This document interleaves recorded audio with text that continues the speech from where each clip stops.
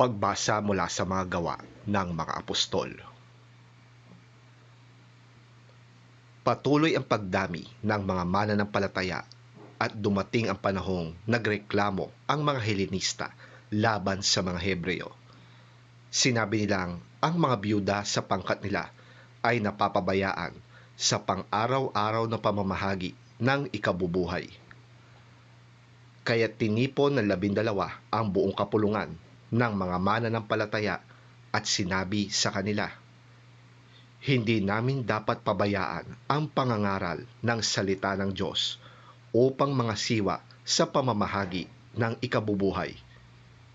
Kaya mga kapatid, pumili kayo sa mga kasamahan ninyo na 7 lalaking iginagalang, puspos ng espiritu at matatalino upang ilagay namin sila sa tungkuling ito. Samantala, iuukol naman namin ang aming panahon sa pananalangin at sa pangangaral ng salita."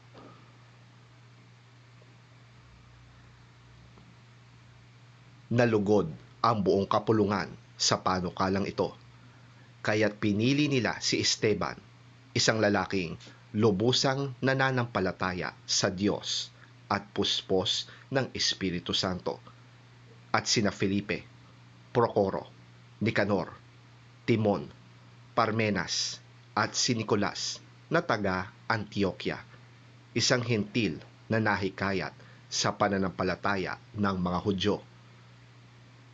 Nang iharap sila sa mga apostol, sila'y ipinananalangin at pinutungan ng kamay.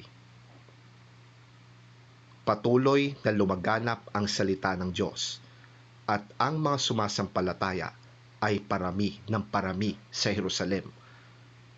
Maging sa mga paring Hudyo ay marami ring sumampalataya.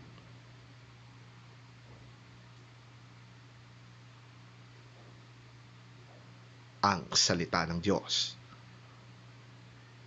Salamat sa Diyos.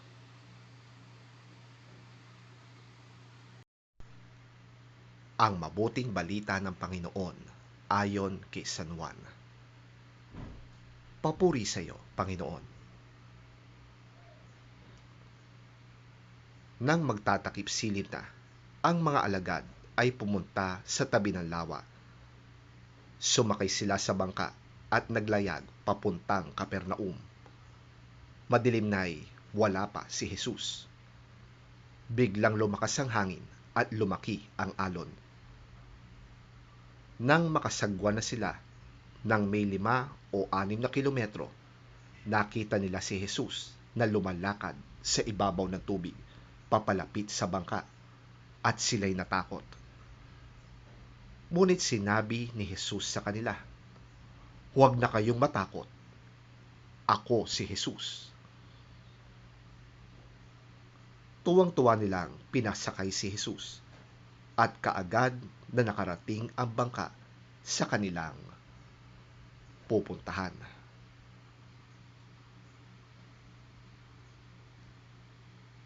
Ang mabuting balita ng ating Panginoon.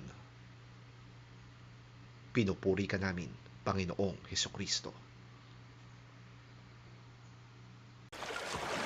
When evening came, Jesus' disciples went down to the lake, got into a boat, and went back across the lake towards Capernaum.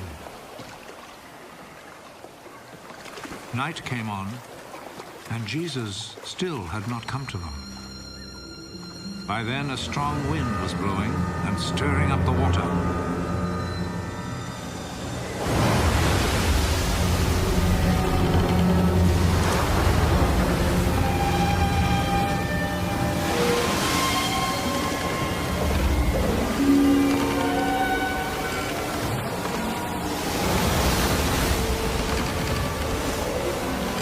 The disciples had rowed about 3 or 4 miles when they saw Jesus walking on the water.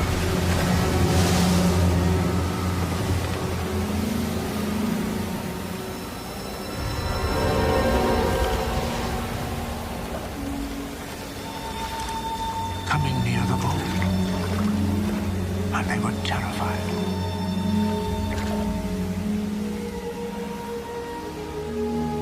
Don't be afraid.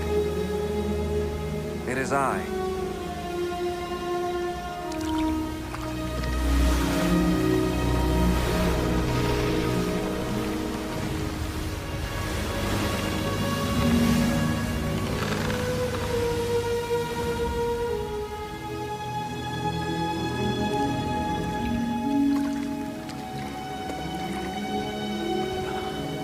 Then they willingly took him into the boat.